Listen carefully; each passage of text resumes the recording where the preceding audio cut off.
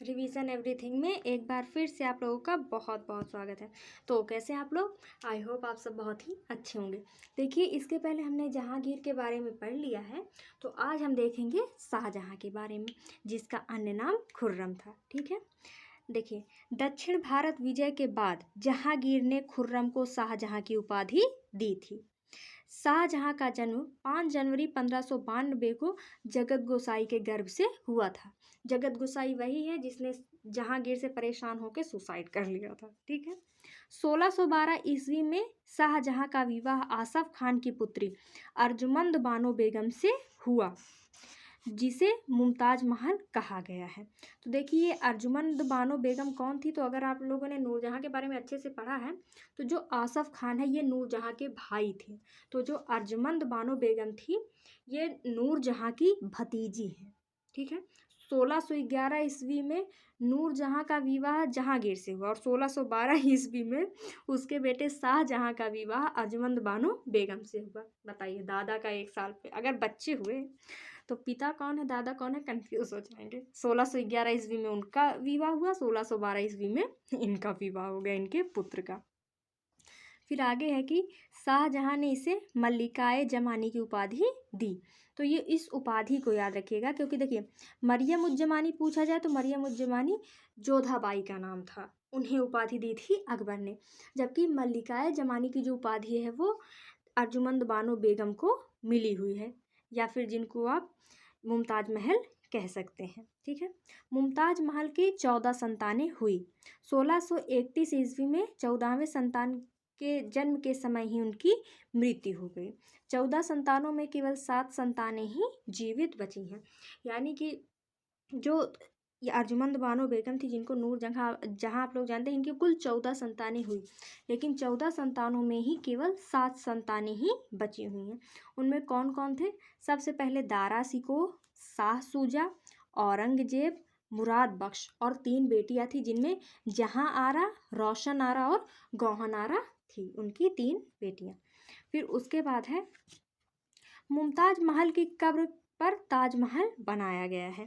ताजमहल के वास्तुकार उस्ताद अहमद लाहौरी थे। इनका नाम याद रखिएगा, क्योंकि वास्तुकार के बारे में पूछ लिया जाता है कि बताइए ताजमहल के वास्तुकार कौन थे, तो उस्ताद अहमद लाहौरी थे। जबकि ताजमहल को इंसा खां की देखरेख में बनाया गया था। देखरेख का मतलब एक हिसाब से आप लोग समझ लीजिए ठेकेदार, इंसा खां थे उनके ठेकेदार। शाहजहां के समय दक्कन के शासक खान जहां लोदी ने विद्रोह किया, किंतु शाहजहां ने उसके विद्रोह को दबाकर उसकी हत्या कर दी। शाहजहां का संघर्ष पुर्तगालियों से हुआ। शाहजहां ने पुर्तगाली व्यापारी कोठी हुगली पर अधिकार कर लिया।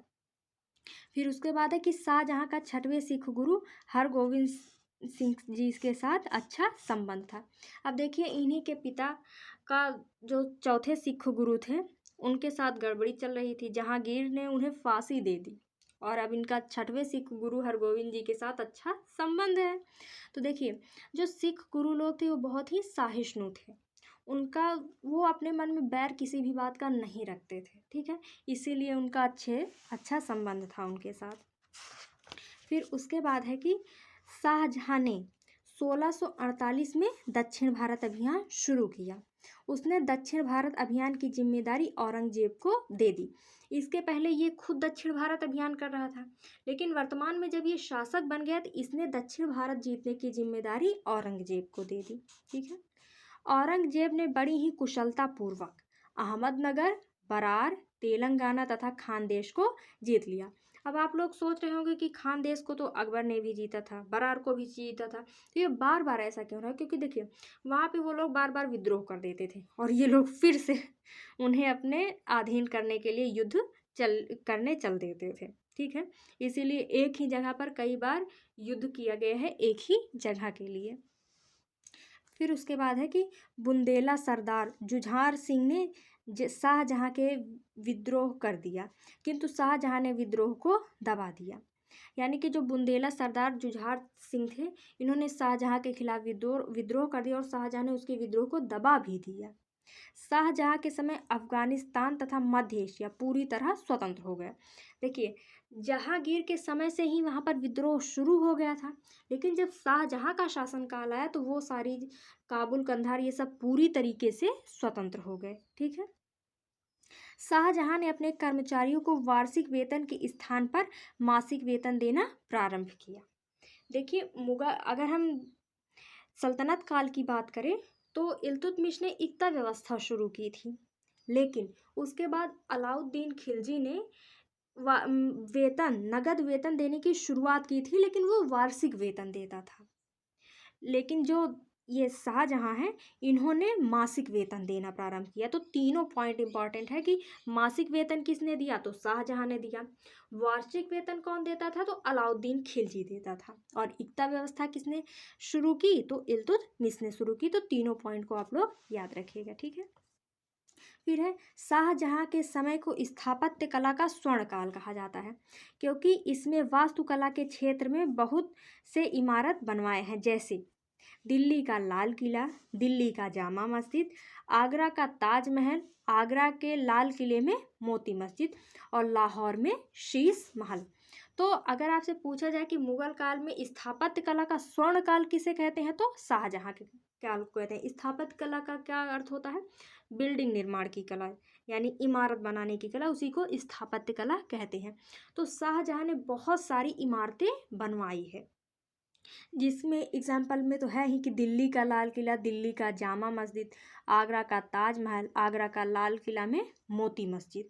तो ये मोती मस्जिद में आप लोग एक बार कंफ्यूज हो जाएंगे कि आगरा के लाल किला में मोती मस्जिद और देखिए एक और मोती मस्जिद है जो कि लाल किला में है। तो यहाँ पे उसको भी मेंशन किया गया है कि देखिए, जो आगरा का लाल किला है उसकी मोती मस्जिद तो शाहजहाँ ने बनवाई, लेकिन जो दिल्ली का लाल किला है उसमें जो मोती मस्जिद है वो औरंगजेब ने बनवाई है। तो इन दोनों में आप कंफ्यूज मत होइएगा कि जो आगरा का लाल किला है उसकी जो मोती मस्जिद है वो शाहजहाँ ने बनवाई है, और दिल्ली के लाल किला का जो मोती मस्जिद है वो औरंगजेब ने बनवाया है। आप इसको आराम से याद रख सकते हैं, क्योंकि देखिए, आगरा की सबसे फेमस चीज़ कौन सी है, ताजमहल, और ताजमहल को शाहजहाँ ने बनवाया है। तो जो आगरा का मोती मस्जिद है उसको भी शाहजहाँ ने ही बनवाया है। तो इस तरह से आप याद रख सकते हैं कि आगरा का जो मोती मस्जिद है उसको किसने बनवाया है, तो शाहजहाँ ने, और दिल्ली का तो मान लीजिए औरंगजेब ने बनवाया ही है ना। फिर उसके बाद है कि शाहजहाँ ने राजधानी आगरा को दिल्ली लेकर आया। इसने लाल किला में दीवाने आम तथा दीवाने खास की स्थापना किया। दीवाने आम साधारण मुद्दे, जबकि दीवाने खास में महत्वपूर्ण मुद्दे सुलझाए जाते थे। इसको तो आप नाम से ही समझ सकते हैं, दीवाने आम यानी आम आदमी, यानी कि साधारण जो मुद्दे होते थे, और दीवाने खास जहाँ पे खास तरीके के मुद्दे यानी महत्वपूर्ण मुद्दे डिस्कस किए जाते थे। तो दीवाने आम और दीवाने खास में क्या क्या होता था, आप इसको आराम से याद कर सकते हैं। दीवाने आम साधारण मुद्दों के लिए, जबकि दीवाने खास महत्वपूर्ण मुद्दों के लिए था। फिर उसके बाद है कि शाहजहाँ ने मयूर सिंहासन बनवाया। यह मयूर सिंहासन दीवाने आम में रखा रहता था। मयूर सिंहासन पर बैठने वाला अंतिम शासक मोहम्मद शाह था, क्योंकि उसी समय अब मंगोल आक्रमण हो गए थे, जिस कारण वो जो मयूर सिंहासन था उसको लेके वो लोग चले गए, इसलिए जो मोहम्मद शाह था ये उस पर बैठने वाला अंतिम शासक था। फिर वो आगे है, शाहजहाँ ने अकबर द्वारा चलाए गए इलाही संवत के स्थान पर हिजरी संवत लागू करवाया। अकबर ने अपने समय पर इलाही संवत लागू कर दिया था, जो कि अभी तक यानी शाहजहाँ के समय तक चल रहा था, लेकिन शाहजहाँ ने इलाही संवत के स्थान पर हिजरी संवत फिर से लागू कर दिया। शाहजहाँ ने अकबर द्वारा चलाए गए झरोखा दर्शन तथा तुलादान प्रथा पर रोक लगा दिया। शाहजहाँ ने अपने जीवन काल में ही दारा सिकोह को अपना उत्तराधिकारी नियुक्त कर दिया था। शाहजहाँ जब बीमार पड़ा तो यह अफवाह फैल गई थी कि शाहजहाँ की मृत्यु हो गई है, अतः पुत्रों में उत्तराधिकार के लिए युद्ध हुआ। देखिए, जब शाहजहाँ इस वक्त जिंदा था, लेकिन ये अफवाह उड़ा दी गई कि शाहजहाँ मर गया, तो अब ये होड़ लग गई ना कि अगला राजा कौन बनेगा। तो उसी लिए 4 युद्ध हुए, यानी उत्तराधिकार के लिए 4 युद्ध हुआ। और वो कौन कौन से युद्ध थे? पहला बहादुरपुर का युद्ध, दूसरा घरमट का युद्ध, तीसरा सामूगढ़ तथा चौथा देवराय का युद्ध। अब देख लेते हैं ये युद्ध किन किन लोगों के बीच में हुआ था। तो जो पहला बहादुरपुर का युद्ध है, यह फरवरी 1658 ईस्वी में दारा सिकोह के पुत्र सुलेमान तथा शाह सूजा को पराजित कर दिया।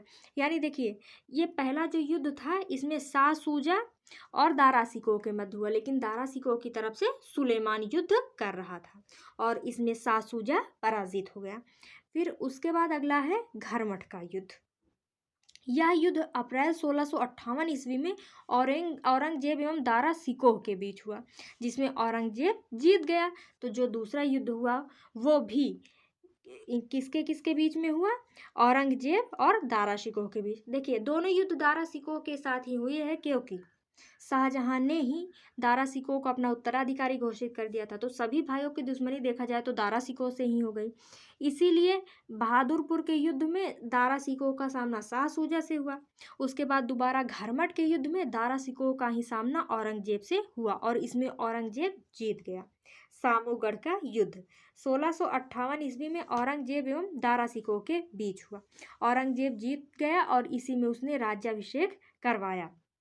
देखिए, पहली बार तो औरंगजेब जीत गया और दारा सिकोह हार गया, लेकिन दारा सिकोह फिर से जाके शासक बन गया और इसीलिए फिर से औरंगजेब ने युद्ध किया, सामूगढ़ का युद्ध, और इस युद्ध में भी औरंगजेब जीत गया और इस बार जीतने के बाद उसने अपना राज्याभिषेक करा लिया। ठीक है। दारा सिकोह को इतिहासकार लेन पुल ने सांप्रदायिक उदारता के कारण लघु अकबर कहा है। यानी कि जो अगर आपसे पूछा जाए कि लघु अकबर किसे कहते हैं तो दारा सिकोह को कहते हैं। तो ये शाहजहां का शासनकाल था, उसके समय जो उत्तराधिकारी का युद्ध हुआ उसके बारे में यहाँ पे दिया गया है। तो अब देखिए, औरंगजेब तो जीत गया है। अब अगले वीडियो में हम औरंगजेब के बारे में पढ़ेंगे। तो मिलते हैं नेक्स्ट वीडियो में। Thank you.